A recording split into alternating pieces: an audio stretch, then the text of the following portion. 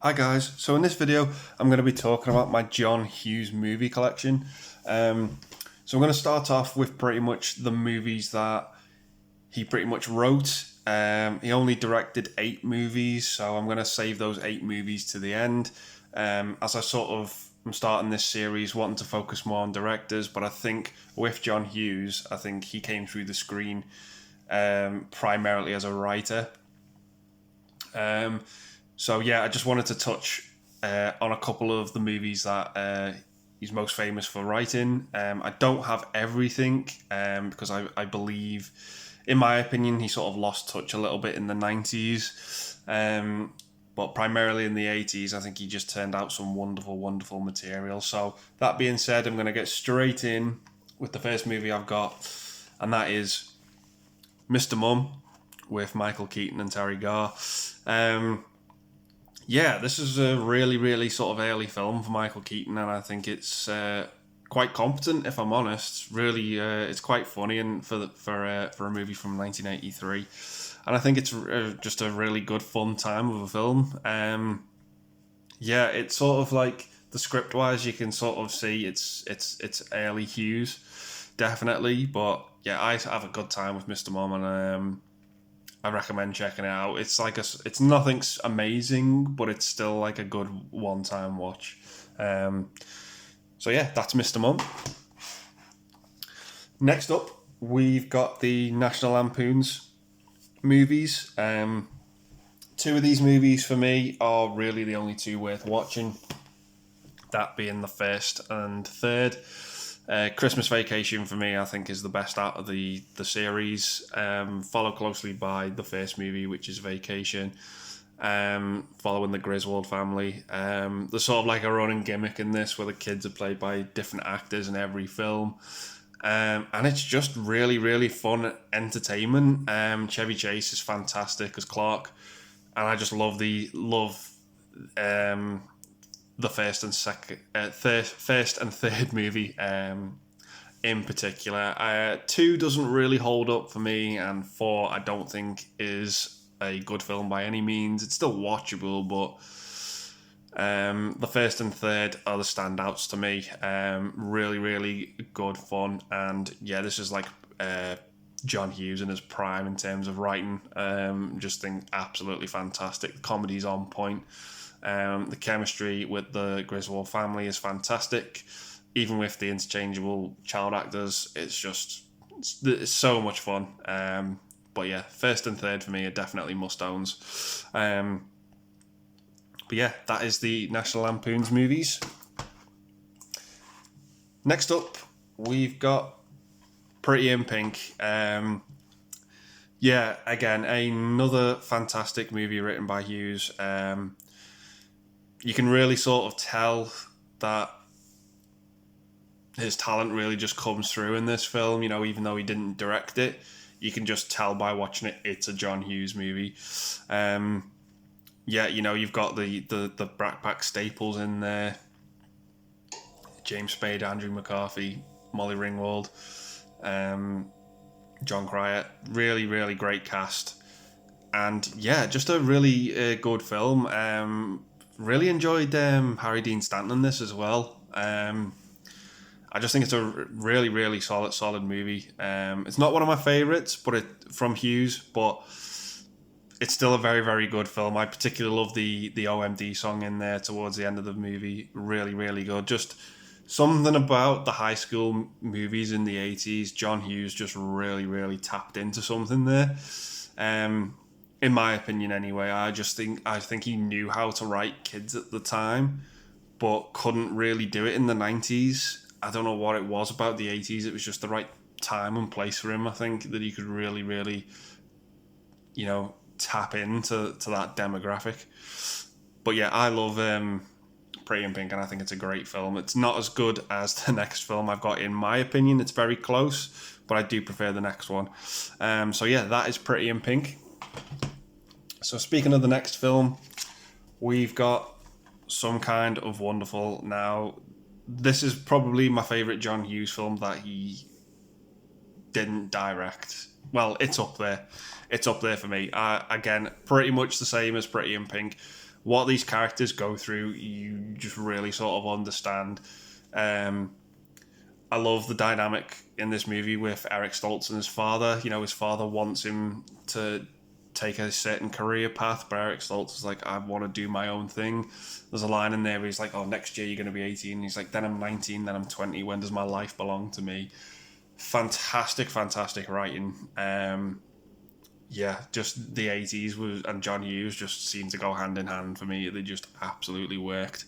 Fantastic cast and a fantastic story, sort of like this loose love triangle, I would say. Just taking place in high school, and it's so enjoyable. The score to this movie as well, phenomenal. Absolutely love it. That opening music, fantastic. So yeah, really do recommend Some Kind of Wonderful. I think it's a really good film. Next up, we've got The Great Outdoors with Dan Aykroyd and John Candy. This movie is basically two families who are forced to spend time together and they just don't really get on, and I love it. The star power of Dan Aykroyd and John Candy in this movie just works so well. The setting in this sort of like cabin by a lake and the shenanigans, it just absolutely works for me. It's fantastic. Love The Great Outdoors. I think it's a brilliant, underrated film. Yeah, just check it out. The cast alone is worth the price of admission, in my opinion. Absolutely love The Great Outdoors. Next up, absolute Christmas classic for me, this one. Real staple for December for me to watch this. Probably might watch this a couple of times, and its sequel as well. Nice Home Alone. These are directed by Christopher Columbus as well. Did the first two Harry Potter films.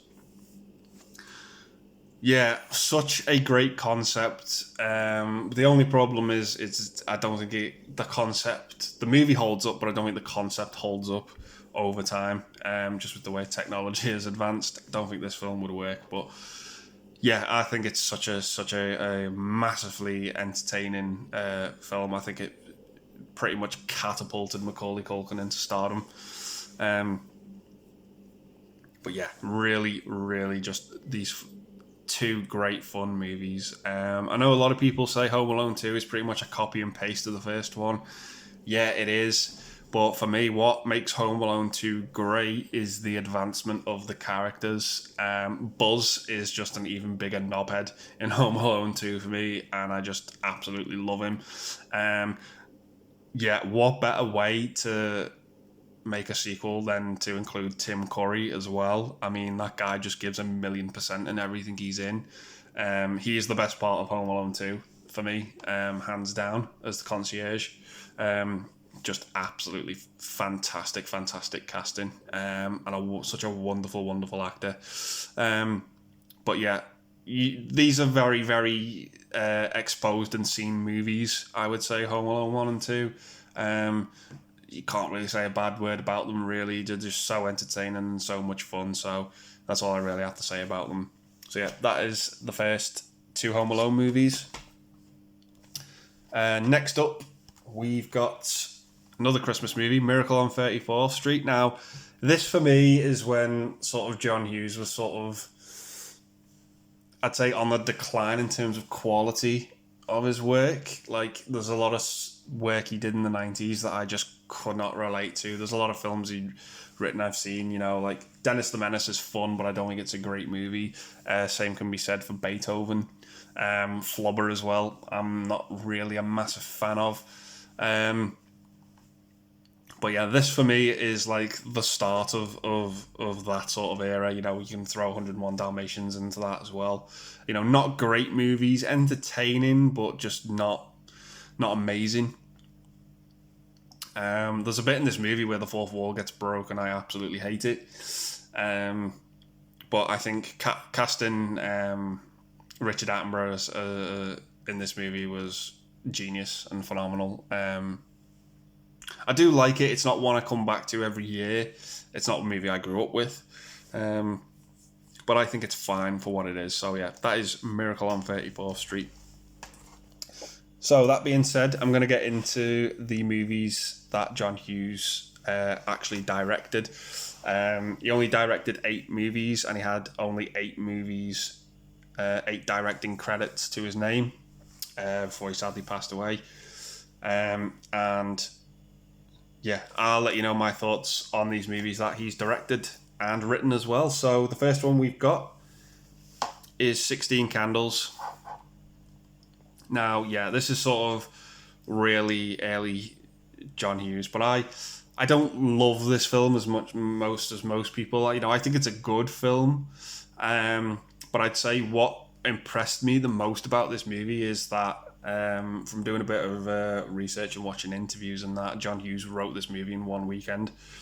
That to me is phenomenal. You know, considering looking at the final product, I think it was just absolutely fantastic. I think he wrote the part with Molly Ringwald in mind as well. And yeah, I think that is absolutely amazing and stunning. Because I do think this is a good film. It's not one of my favourites by Hughes, but I do think it is good. And yeah, sort of kicked off the Brat Pack era and the high school type of movies. So yeah, recommend checking out 16 Candles. Really, really good. So next we've got probably, in my opinion, his best film, both as a writer and a director, and that is The Breakfast Club. This was my favourite movie of all time for a very long time. I really, really do enjoy this film. You know, you can argue that it's got a concept that wouldn't work over time. I mean, nowadays, if you had 5 people in detention, would they go through what these characters go through? I don't think so. I think they'd have their heads buried in their phones and just not talking to each other. But this sets the scenario, and I really, really do enjoy the film. I think it's wonderfully cast, wonderfully written. And I have an absolute ball with this film every time I watch it. The Don't You Forget About Me by Simple Minds, phenomenal. I absolutely love that song. The score and the soundtrack as well. Wonderful. Just absolutely love everything about it. I love how tight net this movie is. You know, it pretty much takes place in one location over a couple of hours in one day. And yeah, I think it's absolutely wonderful. And such a riveting film that just takes place over such a short period of time. So yeah, that is The Breakfast Club. Next one we've got is Weird Science, also starring Anthony Michael Hall from The Breakfast Club as well, and Kelly LeBrock as this sort of creation. These two guys just sort of make the ultimate dream woman through science, and it just leads to absolute shenanigans. One of my favourite parts of the movie is Bill Paxton as the sort of military big brother who's like a bit of an arsehole. Yeah,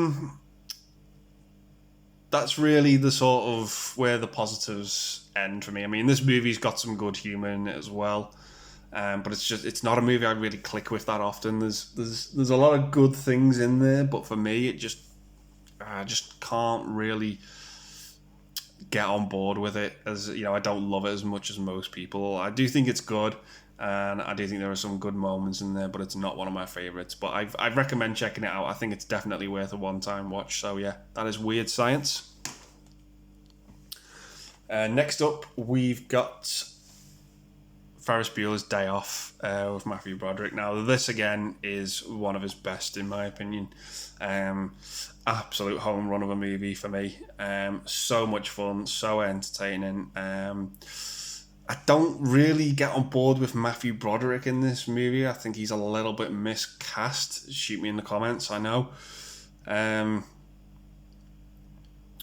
But yeah, I do think it is a spectacular film. This movie has one of my favourite scenes in movies ever, and that is the museum scene. There's just no dialogue and it's just music. It's phenomenal. I absolutely love it. But yeah, it's the entertainment factor is through the roof. My favourite character in the movie is probably Cameron, played by Alan Ruck. Just love his character.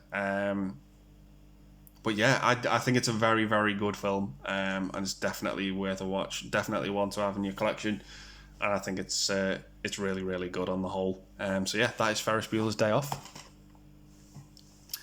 Next up, we've got Planes, Trains, and Automobiles. Yeah, Steve Martin and John Candy, superb chemistry, wonderful, wonderful casting. Love these two, even though they're not sort of on the same level. But yeah, they are. This is such a fun, fantastic movie where the scenarios just constantly get in the way, and it's fantastic and it's so entertaining. You're just watching Steve Martin bubble as he's constantly delayed trying to get home for Thanksgiving. One of the best Thanksgiving movies, I think. Even though there's so few, but I think it is such a wonderful blast of a time. And again, John Hughes firing at all pistons with this one. Yeah, enjoy Planes, Trains, and Automobiles so much. It's not a movie I grew up with either. I only really saw it for the first time a couple of years ago, and I was hooked. It instantly became one of my favourites, and I absolutely love it. I think it's brilliant. So yeah, that is Planes, Trains, and Automobiles. And next up, we've got She's Having a Baby with Kevin Bacon. Now, this for me is, again, it's not one of Hughes's best in my opinion. There are some good moments of dialogue in there, granted, definitely, but this movie is a bit too abstract for me. It's a bit strange. You got Alec Baldwin in there as well. It's just a bit bizarre. It just takes that step too far into silliness. It kind of reminds me of like Spider-Man 3 in that sense, where it's like, the other movies are really good and grounded and fun and entertaining, but this one takes that step too far into the realm of silliness for me, and it just doesn't quite work, which is a shame because there are some good moments and there's some good, well-written pieces of dialogue in this film that I really, really enjoy, particularly for Alec Baldwin's character. But yeah, that's She's Having a Baby. I think it's very, it's underseen, this movie. I think it's not one that gets talked about a lot. And I think it's definitely worth giving a watch. If you want to see all of the movies that he directed, I think it's definitely worth hunting out and giving a look. So yeah, that is She's Having a Baby. Next up, we've got, in my opinion, again, one of the better ones, and that is Uncle Buck with John Candy. Yeah, absolutely love this film. It gets better for me with every viewing, if I'm honest. I wasn't really that keen on it the first time I saw it, but yeah, I love it. It sort of focuses on this family who, like, the parents have to go away and they're like, well, who can we get to babysit? And as a last resort, it's the dad's brother, Buck, who is pretty much like this slob, and you just absolutely love him, and he doesn't get on with the kids, and it's so much fun. It's fantastic. Yeah, just absolutely love Uncle Buck. For me, as I said, this is a movie that gets better for me with rewatches. So, yeah, fully recommend checking it out. I think it's fantastic and a good time. So, yeah, that is Uncle Buck. And the eighth and final movie was one that really took me a long time to track down, and that's Curly Sue. Yeah, when you watch this film, it absolutely oozes and drips all the John Hughes idioms. You watch this film, you're watching a John Hughes movie. It absolutely has that, and you will absolutely get that from watching it. But for me, I just think it's just a bit of a weak story. It's sort of about this father and daughter who like sort of con people into like getting like compensation claims, and I thought it was okay. It's just not. It's not one of the best in my opinion. It's one of those movies that is the definition of fine and okay, and it's like, do I really want to watch a fine and okay movie? But there are some good moments in there. There definitely are. The good moments for me are the parts where it's like that is 100% John Hughes. When you're watching a movie and you can tell it's got that creator's fingerprint over it. That is the saving grace for Curly Sue for me. And yeah, I don't think this is a bad movie by any means. It's just not a great one. As I said, definition of fine. So yeah, those are the 8 movies directed by John Hughes. I'll bring them in. So yeah, those are my movies in my collection. Written by John Hughes and written and directed by John Hughes. So yeah, let me know if I've missed any down below. Let me know your thoughts about John Hughes. You know, do you agree with me about him really being at the height of his powers in the 80s and sort of losing that magic as the decade ended and we went into the 90s? Because for me, that I think that was just the way it went for him, and it was just such a shame. But yeah, I'll leave the video there and I'll say thanks, guys, for watching. Stay safe and take care. I'll see you soon. Bye for now.